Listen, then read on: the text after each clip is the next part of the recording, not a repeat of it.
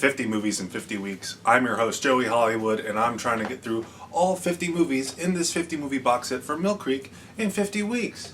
The movie I watched today was The Phantom of the Opera from 1925. I said in the the Dr. Jekyll and Mr. Hyde video that, and the Metropolis video, that I love silent movies, so these are kind of a bit of a treat, but I also feel like they're harder to review because it's such a visual medium, and I get nervous that I won't have as much interesting things to say.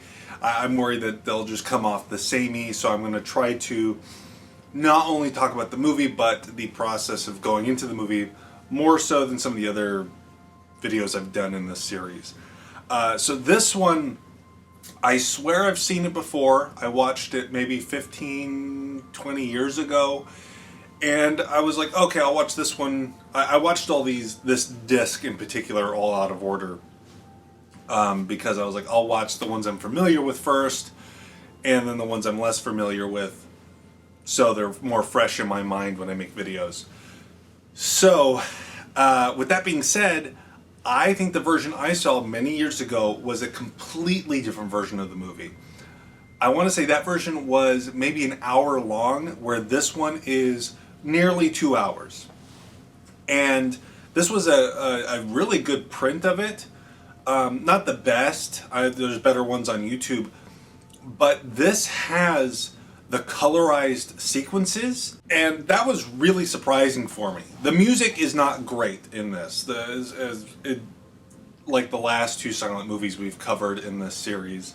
The music is just copyright-free stuff. It does fit a little better here than it did in Dr. Jekyll and Mr. Hyde. This feels almost like it's a score, but you can tell like the music stops very abruptly several times. Visual storytelling is on full display here. A lot of subtle performances, which is not something you typically say for a silent film. But, and then also just the sheer amount of extras in some of these scenes. The set design, the gothic atmosphere, it's so rich here. It was a lot more enjoyable of an experience than watching Dr. Jekyll and Mr. Hyde. I'm not sure if that's like a weird connection to make, but I just watched it just a while ago, so like it's fresh in my mind still.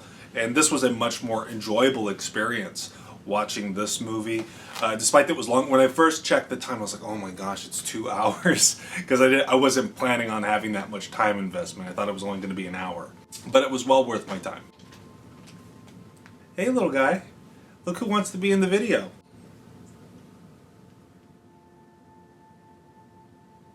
Yeah, but aside from a few digital hiccups, this is a pretty decent print of the movie. In fact, it also has one of the two colorized sequences. I'm not sure if this was actually shot in color. My memory's foggy on when that technology was created. But regardless, it's pretty impressive to see a colorized silent film. I do know that there's another version where they hand-painted the cape of the Phantom. That was not in this version. In fact, I watched a James Rolfe video after I finished watching the movie, and apparently there's like a million different versions of this movie out there. Very entertaining, and it makes me want to seek out other versions of the movie. Sorry, I'm getting distracted. He's purring so loud. I don't know if you can hear it. But yeah, I really enjoyed watching it. Very good print. The music didn't match the film, but it wasn't distractingly awful. Also, just a side note, but I remember, this probably is because I watched a different version years ago, but I remember you don't see the Phantom's face until the very, very end of the movie, where you randomly see his face in the middle of the movie here. So that might be faulty memory. It might be just that I watched a different version. But in any case, I had fun revisiting this one. And I wish I could have watched it in a scenario where I could have seen a better print. This was a decent print, but I wish I could have seen a better print of it and not have to worry about taking notes while watching it for this series. I think I'm actually going to rewatch this one fairly soon under the right environment. But yeah, I definitely recommend this one. It's a classic. Of course I recommend it. But that's it for now. Thank you for watching. I'll see you next week. Remember, please be kind and rewind.